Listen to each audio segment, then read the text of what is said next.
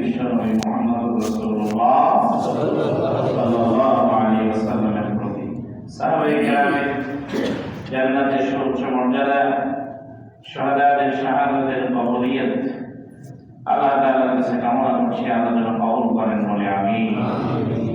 হাজিরিন, আমরা সামনে আমাদের হজ এবং কোরবানি, সেই সংশ্লিষ্ট আমরা আগে আমাদের ইব্রাহিম আলাইহিস সালামের জীবন সম্পর্কে জানতে চেয়েছিলাম।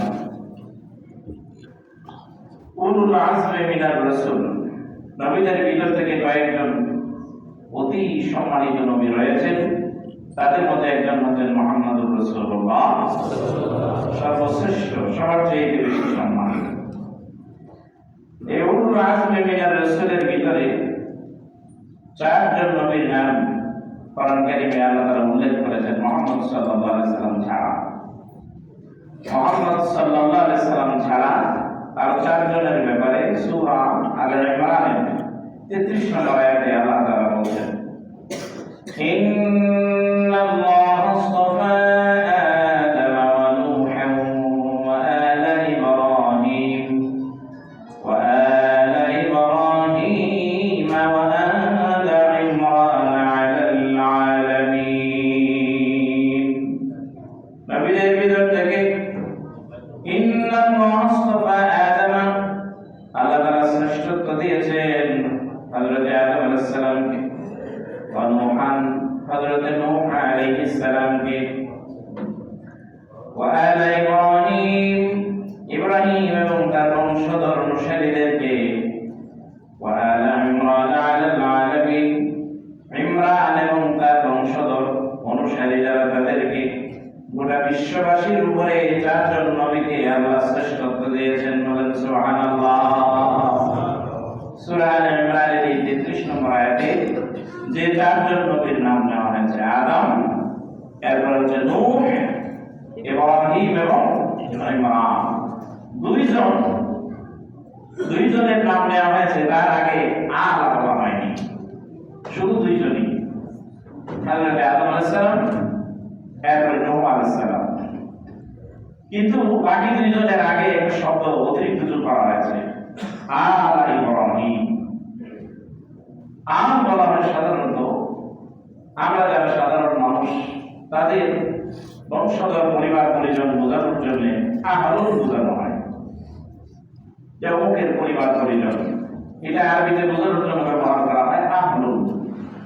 কিন্তু ওই ব্যক্তির যদি অনুসারী থাকে, সে যদি বড় ব্যক্তি হয়, তার যদি অনুসারী থাকে, তাহলে তার ক্ষেত্রে ব্যবহার করা হয় আলা, একটু বেশি বংশ সম্পন্ন মানুষ থেকে অনুসরণ করে এমন। এজন্য কোরআন কারীমে নবীদের সামনে যেমন, নবীদের আগে যেমন আলা ব্যবহার করা হয়েছে, তেমনি কতিপয় কাফেরের নামের আগেও আলা ব্যবহার করা হয়েছে। যেমন কোরআনে বলা হয়েছে আলা ফিরআউন, তাহলে ফিরআউনের বংশধর এবং অনুসারী, এক্ষেত্রে শুধু বংশধর নয়, তার অনুসারীদেরকেও বোঝায়। হযরত ইব্রাহিম আলাইহিস সালাম এবং ইমরান, এই দুইজন নবীর আগে আল্লাহ তাআলা নামের আগে আলা শব্দটি ব্যবহার করেছেন। এটা দিয়ে তার বংশধর বোঝায় এবং তাদের অনুসারীদেরকেও বোঝায়। তাহলে চারজন নবীর নাম আল্লাহ তাআলা সূরা আলে ইমরানের এই আয়াতে উল্লেখ করেছেন যে ইন্নাল্লাহা আস্তাফা, সব নবীদের উপরে নবীদেরকে আল্লাহ তাআলা তাদেরকে শ্রেষ্ঠত্ব দিয়েছেন। সুবহানাল্লাহ। হযরত ইব্রাহিম আলাইহিস সালাম এমন নবী, আপনাদের নিশ্চয়ই মনে থাকার কথা, আল্লাহ নবী, বিশ্ব নবী মুহাম্মদ সাল্লাল্লাহু আলাইহি সাল্লাম বলেছেন, কিয়ামতের দিন সব মানুষ যখন উলঙ্গ অবস্থায় উঠবে হাশরের ময়দানে, ফাতান ওয়া কুরাতান ওয়া গুল্লা, খতনাবিহীন অবস্থায়, উলঙ্গ অবস্থায় যখন মানুষ হাশরের ময়দানে উঠবে, হযরত আয়েশা রাদিয়াল্লাহু আনহা এই কথা শোনার পরে দুই চোখ চেপে ধরলেন, বললেন, ইয়া রাসূলুল্লাহ, এটা তো বড়ই লজ্জার কথা। রাসূল কারীম সাল্লাল্লাহু আলাইহি সাল্লাম বলেন, আয়েশা রে, সেই দিন একজন আরেকজনের দিকে তাকাবে তো দূরের কথা, এই হুশ পর্যন্ত কারো গায়ে থাকবে না, তাকানোর মতো চেতনা হুশ তার থাকবে না, শুধু নাফসি নাফসি বলে পেরেশান হয়ে যাবে সেই দিন। আল্লাহর নবী বলেন, এই কঠিন দিনে সব মানুষগুলোর ভিতর থেকে হযরত ইব্রাহিম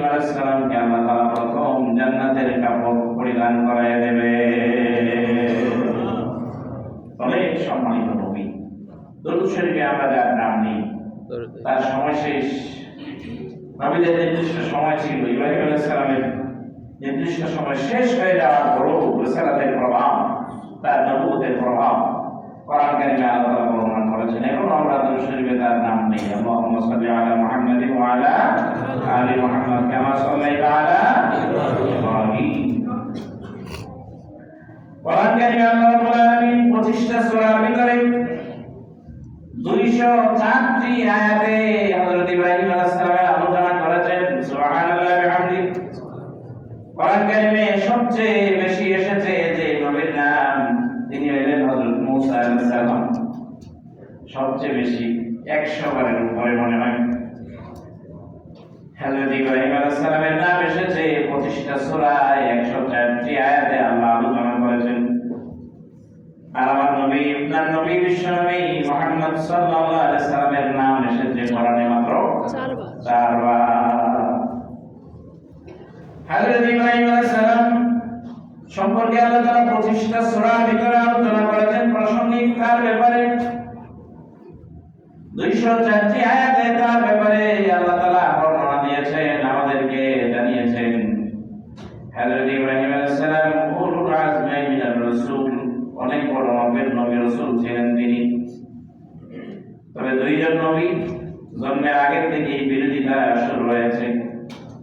তার একজন হচ্ছেন হযরত মূসা আলাইহিস সালাম, আরেকজন হযরত ইব্রাহিম আলাইহিস সালাম।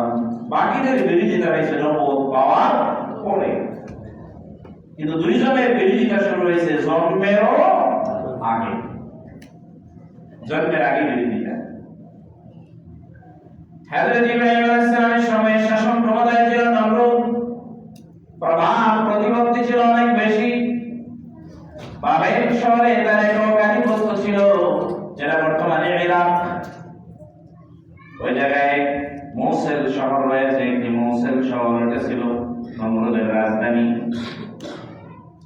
ইতিহাসে ঘাটলে পাওয়া যায় মৌসেল শহরে এখনো পুরাতন কিছু প্রাসাদ আছে, প্রাসাদগুলো রয়েছে।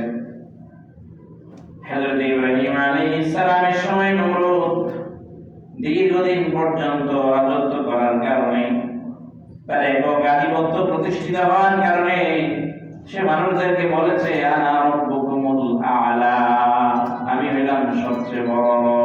তবে নাউযুবিল্লাহ, আমাদের রব কে? আল্লাহ।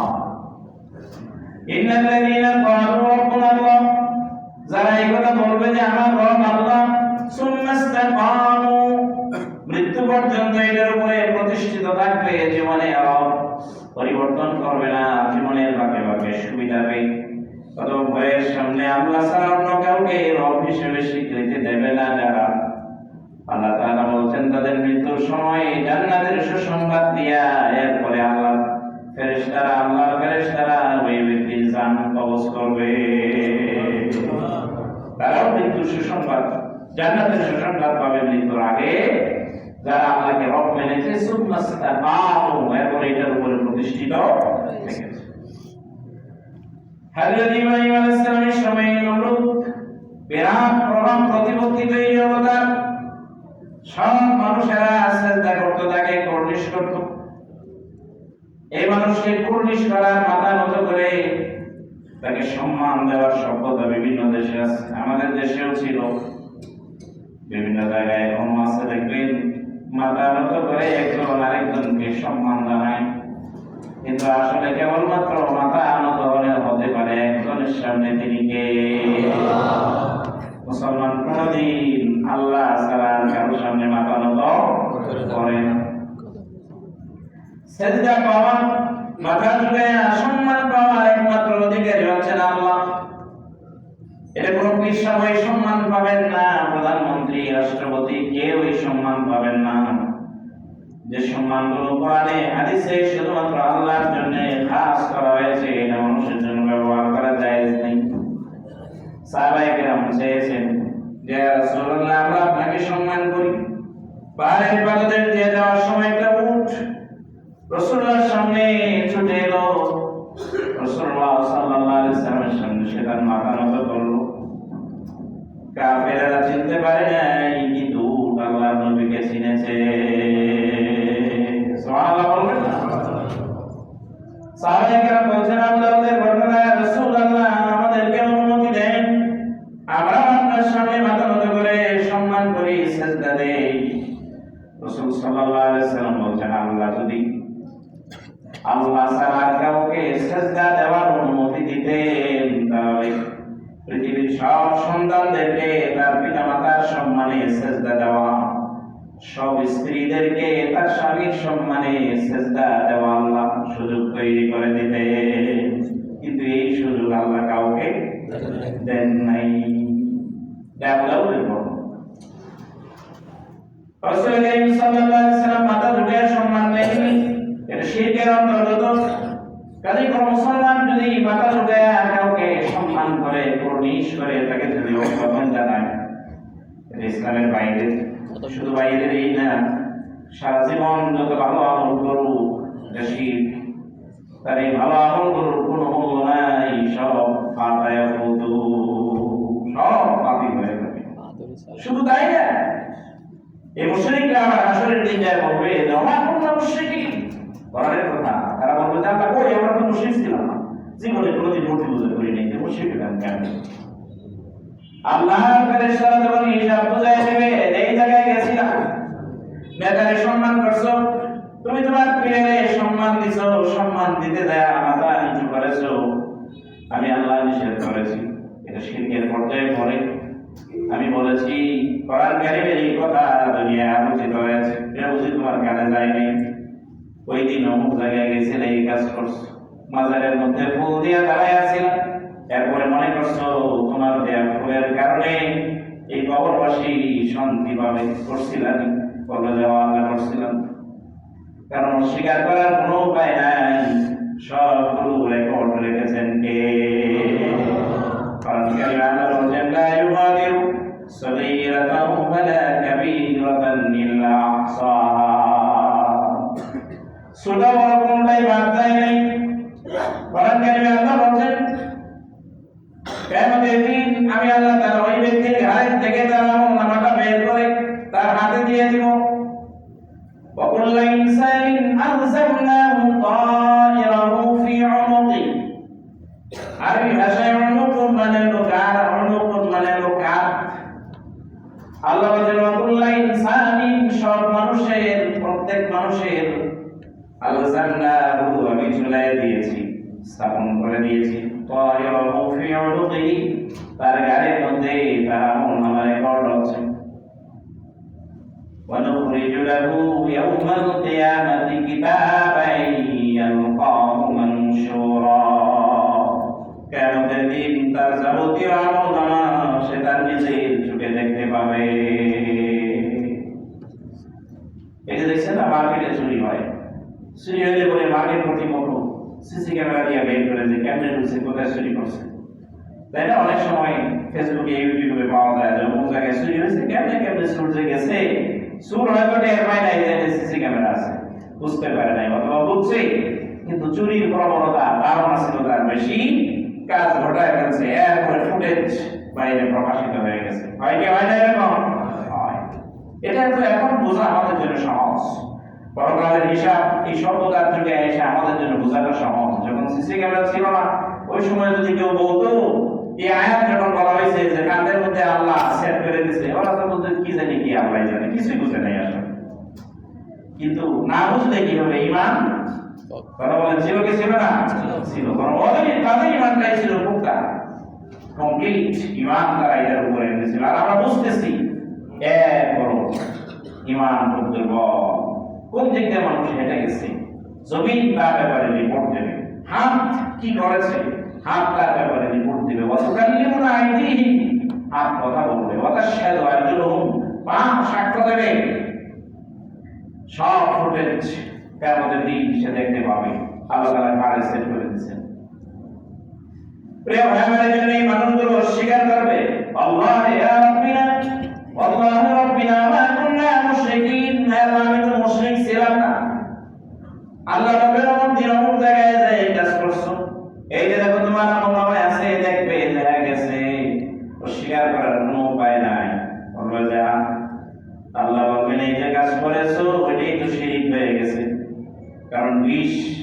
জান্না খাইলেও বিষ, না জান্না খাইলেও বিষ। না জান্না যদি কেউ কীটনাশক খেয়ে ফেলে, যেটা খাইলে মানুষ মারা যায়, বিষক্রিয়া তার ভিতরে কাজ করবে কি করবে না? বেশি এই কথা ভেবে যেটা বোঝে নাই যেহেতু যায় কাজ করবে না, এরকম না, কাজ হবে ঠিকঠাক। প্রিয় ভাইয়ের আমার, এই জন্য শিরক থেকে আমাদেরকে মুক্ত রাখার চেষ্টা করতে হবে। আল্লাহ যেন তৌফিক দান করেন, বলেন আমিন। হযরত ইব্রাহিম আলাইহিস সালাম সারাটা জীবন শিরকের বিরুদ্ধে আন্দোলন করেছেন। জন্মের আগেই শুরু হয়েছে সংগ্রাম। নমরুদ স্বপ্নে দেখেছি কোন একজন ফুটফুটে সুন্দর উজ্জ্বল চেহারা বিশিষ্ট একটা লোক তার দিকে আসছে, এসে তার উপরে আঘাত করেছে, তাকে ফেরাই দিয়েছে তার সিংহাসন থেকে, এবং তার সিংহাসনটা ভেঙে একবারে চৌচি খান খান করে ফেলছে। ঘুম থেকে চিল্লানি দিয়ে ওইটা বলছে, দারুণ এক স্বপ্ন আমি দেখেছি, দুঃস্বপ্ন দেখেছি। স্বপ্নের যারা তাবির জানো সবাই আসো, সবাইকে ডাকা হলো। ডাকার পরে সব স্বপ্নবিদেরা শুনে বলছে, যাব না, এটা কোনো স্বপ্ন না, এরা আপনার মনে হয় 22 বছর আরো হয়ে গেছে। এই স্বপ্নের কোনো তাবির খুঁজে পায় না। নমরুদ বলছে, না না, ইন কুনতুম ইয়াহু তা'বুদুন, যদি তোমরা এর ব্যাখ্যা করতে পারো বলো। দরবারের কোণার মধ্যে দূরে একটু বসা ছিল, ওয়াইন্দাহু ইলমুল কিতাব, তার কাছে এর আগের আসমানি কিতাবের জ্ঞান ছিল। বলেন সুবহানাল্লাহ। সে বলছে সময় হয়ে গেছে, ব্যাখ্যা নাই তা না, আপনার সময় শেষ হয়ে এসেছে।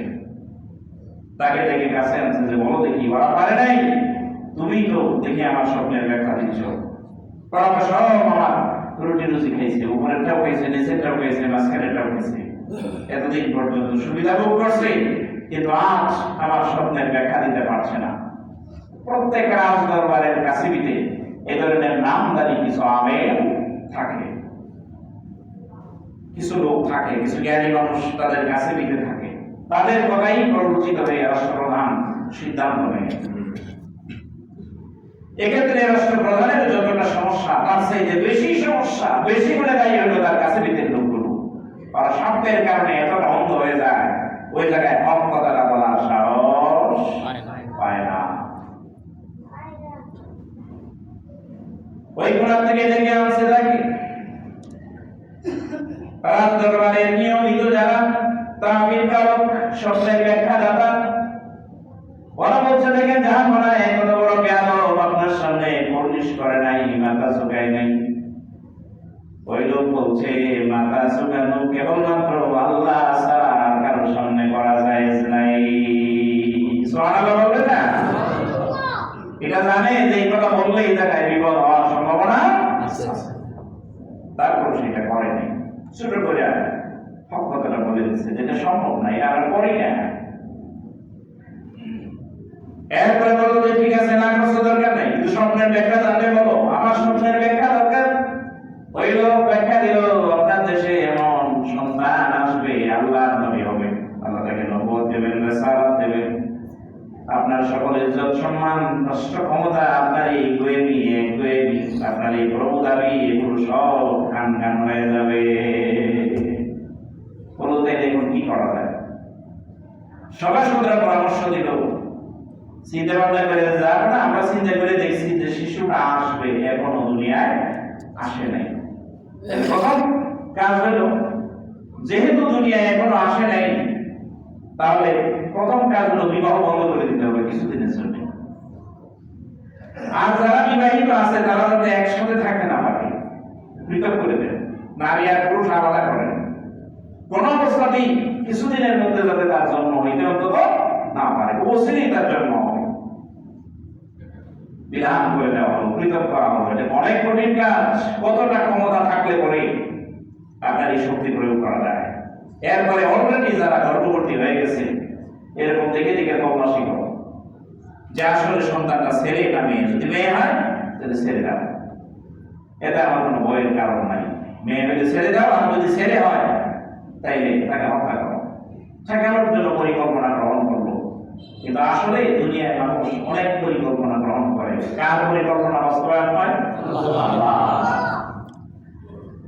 এত কঠিন আয়োজন। ইব্রাহিম আলাইহিস সালামের পিতা আযার, উনি ছিলেন রাজ দরবারের বড় পুরোহিত। উনি না গেলে তাদের দক্ষিণা শুরু হইত। বড় পুরোহিত ছিলেন তিনি। তার স্ত্রী কোনো কোনো বর্ণনায় আছে উনি নিজে তার স্ত্রীর কাছে যাওয়ার প্রয়োজনীয়তা অনুভব করলেন। তারপরে যেতে থাকলেন, যাই দেখলেন যে প্রহরীরা সব ঘুমন্ত। ঘুম পাড়ায় দিয়েছে কে? আল্লাহ। আল্লাহ তাআলা প্রমাণ করে দিলেন, সারা দেশে 144 দিয়ে দিছিল, নারী পুরুষ যাতে একসাথে নিতে না পারে। বিয়ে যাতে মানুষ না করে, যাদের বিয়ে হয়েছে অলরেডি, যারা সন্তান ধারণ করেছে তাদেরকে দেখে দেখে পুত্র সন্তান ওনাদেরকে হত্যা করা হচ্ছে। কিন্তু ফায়সালা বাস্তবায়িত হয়েছে আল্লাহর যে দূরে না, কাজটা আমি আল্লাহ একেবারে রাজদরবারের ভিতরেই ঘটায় দিলাম। সুবহানাল্লাহি ওয়া বিহামদিহি। এরপরে জন্মগ্রহণের আগে বর্ণনায় পাওয়া যায় মুসা হযরত ইব্রাহিম আলাইহিস সালামের স্ত্রী সামুদ্রিক পরিবেশ পরিস্থিতি দেখে ভাবলেন, না জানি কখন ধরা পড়ে যায়। সন্তানের প্রতি মায়া সবারই আছে। খুব দূরে চলে গেলেন তিনি, পাহাড়ে যায় হযরত ইব্রাহিম আলাইহিস সালামকে প্রসব করলেন। হযরত ইব্রাহিম আলাইহিস সালাম সেই জায়গায় আস্তে আস্তে বড় হতে লাগলেন। মা সব সময় তাকে সময় দিতে পারেননি। গুহার ভিতরে রেখে মুখ বন্ধ করে চলে এসেছেন। মুফাসসিরিনে কেরাম সহ বর্ণনাকারীরা অনেকে ইতিহাসবিদরা লিখেছেন, হযরত ইব্রাহিম আলাইহিস সালামের 4টা আঙ্গুল থেকে মধু, দুধ, গরম পানি সহ প্রয়োজনীয় খাদ্য আঙ্গুল চুষলে আল্লাহ এর ভিতর থেকে সরবরাহ করে দিয়েছে। কারণ পরিকল্পনাটা কার? আল্লাহ। হযরত ইব্রাহিম আলাইহিস সালাম বড় হতে লাগলেন। হযরত ইব্রাহিম আলাইহিস সালাম আস্তে আস্তে যখন বড় হতে লাগলেন, মাথায় চিন্তা জাগলো, হে আমার রবকে তিনি রব খোঁজা শুরু করে দিলেন। আল্লাহ রাব্বুল আলামিন হযরত ইব্রাহিম আলাইহিস সালামের এই চিন্তা কোরআন কারীমে আল্লাহ বর্ণনা করেছেন। সূরা আল-আনআম 75, 76, 77 নম্বর আয়াতে আল্লাহ রাব্বুল আলামিন বলেন, কাযালিকা নুরি ওয়া কাযালিকা নুরি ইব্রাহিমা মালাকুতাস সামাওয়াতি ওয়াল আরদ ওয়া লিয়াকুনান্না মিনাল মুকিনিন। আমি আমার ইব্রাহিমকে মালাকুতাস সামাওয়াতি ওয়াল আরদ, আকাশ এবং জমিনের রাজত্ব আমি আল্লাহ কেমনে পরিচালনা করি এটা আমি আমার ইব্রাহিমকে জানিয়েছি। নবীদেরকে ডাইরেক্ট জ্ঞান দিয়েছেন কে? আল্লাহ। এবং নবীরা এত বেশি জ্ঞানী ছিলেন সমসাময়িক কালে, ওই সময়ের সমস্ত উম্মতের জ্ঞান এক পাল্লায়, আর নবীর জ্ঞান এক পাল্লায় রাখলে নবীর জ্ঞানের পাল্লাটাই ভারী। না হয় তিনি বলাবেন কেমনে? মানুষ তো খুব তেরা জাতি, আপনি চিন্তা করতে পারেন। এই মানুষেরা বলছে যে আপনি যে নবী, এটা আসমান থেকে দুজন ফেরেশতা এসে বলে দিলেই তো পারেন, আমরা মেনে নেই। মুহাম্মদ সাল্লাল্লাহু আলাইহি ওয়াসাল্লাম বলছে যে দুজন ফেরেশতা আসুন আসমান থেকে এসে বলুক যে উনি আল্লাহর নবী, আমরা মেনে নিব। আল্লাহ তাআলা বলেন, ওয়ালাউ আন্নানা নাযালনা আলাইহিমুল মালাইকা ওয়া কাল্লামাহুমুল মাউতা। ওরা যেটা বলছে আল্লাহর সাথে নাযিল করে দিয়েছেন, আসমান থেকে যদি ফেরেশতা আসে, কোন মৃত ব্যক্তি যদি কবর থেকে উঠে বলে যে উনি আল্লাহর রাসূল, এরপর ওই লোক কোনদিন ঈমান আনবে না। এই কথা বলার পরে রাসূল সাল্লাল্লাহু আলাইহি ওয়াসাল্লাম হয়তো ভাবতেছিলেন যে হ্যাঁ, ফেরেশতা দুজন এসে বলে দিলে একটু সারা যায়, বলে দিবে যে উনি আল্লাহর নবী, ওরা ঈমান আনবে, শেষ। আল্লাহ বলেন না, ওয়ালাউ আন্নানা নাযালনা আলাইহিমুল মালাইকা ওয়া কাল্লামাহুমুল মাউতা। মৃতরা যদি কবর থেকে উঠে এসে বলে যে আপনি আল্লাহর রাসূল, এরপর ওই লোকগুলো ঈমান আনবে না, কারণ বিরোধিতা করাই তাদের প্রধান কাজ। তারা বিবেক, তাদের জ্ঞান বন্ধক দিয়ে দিয়েছে, এটা তাদের কাছে নেই। হযরত ইব্রাহিম আলাইহিস সালামকে আল্লাহ দেখাইলেন। এরপর আল্লাহ রাব্বুল আলামিন বলেন সূরা আল-আনআম 76 নম্বর আয়াত, ফালাম্মা জান্না আলাইহি আল-লাইলু রাআ কাওকাবান ক্বালা হাযা রাব্বি। রাতের বেলায় তিনি যখন তারকা দেখেন, ইব্রাহিম আলাইহিস সালাম বলেন হাযা রাব্বি, এটা মনে হয় আমার রব। ফালাম্মা আফিলিন। রাতের শেষে যখন তারকা অস্তমিত হয়ে গেছে, ইব্রাহিম আলাইহিস সালাম বলছেন ইন্নী লা উহিব্বুল আফিলিন, যেটা অস্তমিত হয়ে যায়, শেষ হয়ে যায়, এটাকে আমি ভালোবাসি না। রব তো হবেন স্থায়ী, চিরস্থায়ী হবেন তিনি। অস্তমিত হয়ে গেলে এটাতে তো তার রব মিলিয়ার নাই। এরপরে আল্লাহ বলেন ফালাম্মা রাআল কামারা বাযিগাতান, পরের দিন যখন তিনি চন্দ্রকে দেখলেন, ক্বালা হাযা রাব্বী, বললেন যে এটা আমার রব। ফালাম্মা ফালাক, রাতের শেষে যখন চন্দ্র অস্তমিত হয়ে গেল, ক্বালা লাইন লাম ইয়াহদিনি রাব্বী লাকুনান্না মিনাল কওমিদ দাল্লিন, আমার রব যদি আমাকে হেদায়েত না দেন, তাহলে আমি তো পথভ্রষ্টদের অন্তর্ভুক্ত হয়ে যাব। নবীকে আল্লাহ তাআলা এই পরিমাণ বুঝ দিয়েছেন, হেদায়েতের একমাত্র মালিক কে? আল্লাহ। হযরত ইব্রাহিম আলাইহিস সালাম ফালাম্মা রাআ আশ-শামসা বাযিগাতান, তারপরে দিন যখন সূর্যকে তিনি দেখলেন, লক্ষ্য করলেন প্রচন্ড কিরণ দিয়ে উদিত হয়েছে, ক্বালা হাযা রাব্বী হাযা আকবার, এটাই আমার রব, কারণ এটাই সবচেয়ে বড়। তারকার চাইতে চন্দ্র বড়, চন্দ্রের চাইতে সূর্য বড়, এটা বড়। ফালাম্মা ফালাক, এটা যখন স্তমিত হয়ে গেল, ক্বালা ইয়া কওমি ইন্নী বারিউম মিম্মা তুশরিকুন, ইব্রাহিম আলাইহিস সালাম বলেন, আমার সম্প্রদায়ের মানুষ, তোমরা যে ব্যাপারে শিরক করো, এটার থেকে আমি মুক্ত। চন্দ্রকে মানুষ পূজা করে, অনেক সময় চন্দ্রের দিকে ফিরে নমনম করে, মাথা চুলকায়, আসার না এগুলো। যাদের বাড়ির পাশে ঈদ বাড়ি আছে তারা একটু বেশি টের পাবে। যখন আপনার সূর্য উঠতে থাকে, সূর্যকে আপনার পূজা করে, চন্দ্রের পূজা করে। এরপরে ইব্রাহিম আলাইহিস সালাম বলেন ইন্নী ওয়াজ্জাহতু ওয়াজহিয়া লিল্লাযী ফাতারাস সামাওয়াতি ওয়াল আরদা হানিফাও ওয়া মা আনা মিনাল মুশরিকিন, আমি আমার চেহারাকে একনিষ্ঠভাবে সেই মহান সত্তার দিকে ঘুরাইলাম যিনি আসমান এবং জমিন সৃষ্টি করেছেন, এবং আমি মুশরিকদের অন্তর্গত নই। এটা কার কথা? ইব্রাহিম আলাইহিস সালামের কথা। ইব্রাহিম আলাইহিস সালামের ওই সময়ের কথাটাকে আল্লাহ তার নিজের কথা বানায় কোরআনের আয়াত বানায় নাযিল করেছেন। সুবহানাল্লাহ। এটা আমাদের নামাজের মধ্যে আমরা অনেক সময় পড়ি। কথা বলেন ঠিক না বেঠিক? কখন? যায় নামাজের দোয়া। আসলে কিন্তু যায় নামাজের কোনো দোয়া নাই। এটা পড়লে বিদাত হবে। রাসূলুল্লাহ সাল্লাল্লাহু আলাইহি ওয়াসাল্লাম পড়েননি। এটা নিয়ত বাঁধার পরে পড়া যায়। বর্ণনা পাওয়া যায়। নিয়ত বাঁধার পরে আমরা একটা দোয়া পড়ি। কোনটা এটা? সুবহানাকা আল্লাহুম্মা বিহামদিকা। হ্যাঁ? তাবারাকা ইসমুকা ওয়া তাআলা জাদ্দুকা ওয়া লা ইলাহা ইল্লা। এটার একটা নাম আছে। এটাকে কি বলে? সানা। হ্যাঁ? সানা শুধু একটা না, আরো সানা আছে।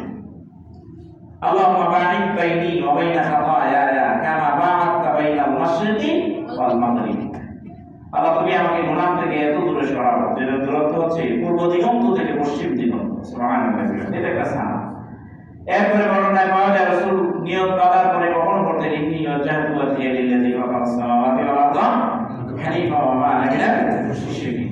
অথবা আরেকটি আয়াত আছে, কুল ইন্না সালাতি ওয়া নুসুকি ওয়া মাহইয়ায়া ওয়া মামাতি লিল্লাহি রাব্বিল আলামিন। এটা যায় না আমাদের দোয়া নয়, আমরা এটা যায় না আমাদের বর্ণনা। ইনশাআল্লাহ আমাদের তৌফিক দেন, বলেন আমিন। কারণ রাসূল যা পড়েননি, সাহাবায়ে কেরাম যা পড়েননি, সেটা রাসূলুল্লাহর আমল নয়, সেটা আমরা করব না। আল্লাহ যেন আমাদেরকে হেফাজত করেন। তাহলে আমাদের রব হচ্ছেন কে? আল্লাহ। হযরত ইব্রাহিম আলাইহিস সালাম এই কঠিন পরিস্থিতির ভিতর দিয়ে আস্তে আস্তে তিনি বড় হতে লাগলেন।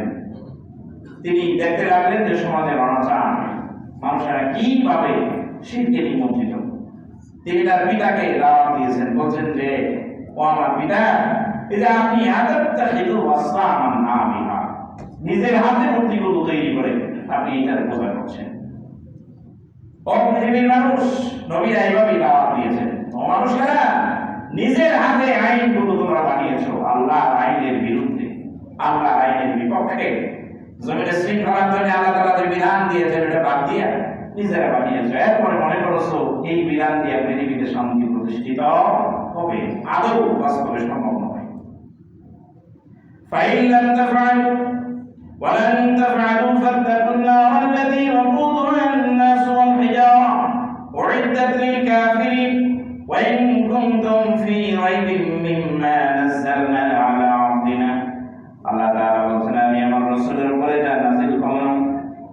যদি তোমাদের বিশ্বাস না হয় তাহলে এটার মতো করে তোমরা আইন বানাও, বিধান বানাও, সূরা বানাও, কোরআনের আয়াত বানাও, বানায় দেখো, প্রয়োগ করো, দেখো শান্তি আসে কিনা।